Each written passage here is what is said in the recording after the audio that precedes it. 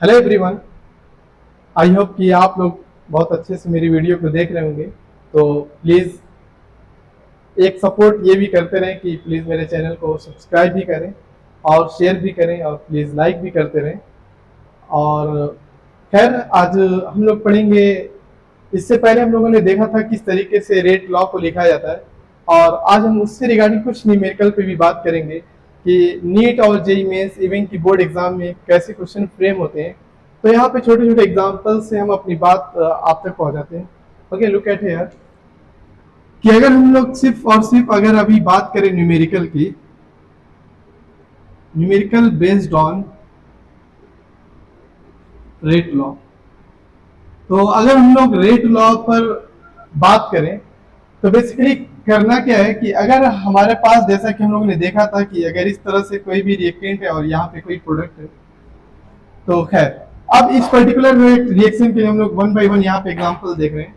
Suppose that पहला question में ये बोला है कि अगर हमारे पास कोई भी इक्वेशन हमारे पास रिएक्शन की लिखी हुई है और इसमें ये बोल दिया है और इसका रेट लॉ हमें कुछ इस तरीके से गिवन है। ओके, ये रेट लॉ हमें कुछ गिवन है। ओके, नाउ इसके बाद बेसिकली हमें करना क्या है,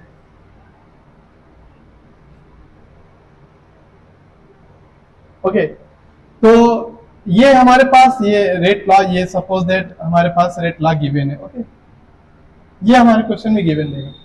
अब यहाँ पे क्वेश्चन में क्या बोलेगा कि अगर हम ए को डबल करें और सपोज दैट बी को जो है 3 टाइम्स कर दें, जैसे आई थिंक इससे पहले ये 3 टाइम्स वाला हो गया था, ओके 4 टाइम्स करते हैं, 2 टाइम्स है ये 4 टाइम्स। ओके, तो अब यहाँ पे नया रेट जो हमारे पास मिलने वाला है, तो नया रेट यहाँ पे ए को डबल करते हैं, कंसंट्रेशन ऑफ ए को डबल कर दिया, यहाँ पे ए को डबल कर दिया और कंसंट्रेशन ऑफ बी को जो है 4 टाइम्स करना है, तो बी को 4 टाइम्स कर दिया और यहाँ पे इसका लिख। ओके, तो यहाँ तक बात क्लियर हो रही होगी।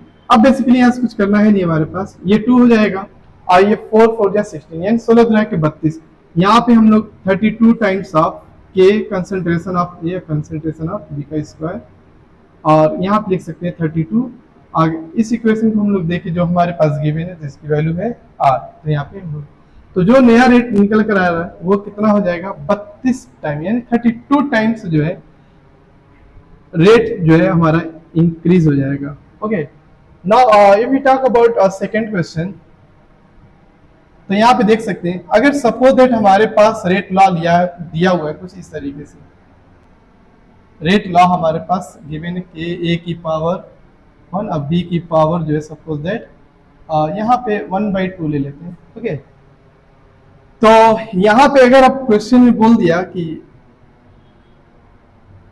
ए को जो है कांस्टेंट रखना है, ऐसा भी हो सकता है कि ए पे कोई चेंजिंग न करे, और बी को सपोज दैट बोला हुआ है कि बी को 1/4 टाइम्स कर दिया जा रहा है, यानी कंसंट्रेशन जो है 1/4 टाइम्स कर दिया गया। तो पूछ रहे हैं नया रेट क्या आएगा, तो यहाँ नया रेट बेसिकली देख सकते हैं तो के हो जाएगा, और ए में कोई चेंजिंग ही नहीं की गई। हाँ, बी को 1/4 किया गया तो यहाँ पे हो जाएगा b/4 और यहाँ पे 1/2 ना। तो आर डैश जो हमारे पास आने वाला है, यहाँ पे एक चीज समझने वाली है कि ये b की 1/4 की पावर 1/2, तो यहाँ पे 1/4 की पावर 1/2 हम लोग बाहर लेकर चले गए, बाकी b की पावर 1/2 अपनी जगह रहेगा। और यू नो वेरी वेल कि यहाँ पे a हो जाएगा और ये b हाफ हो जाएगा।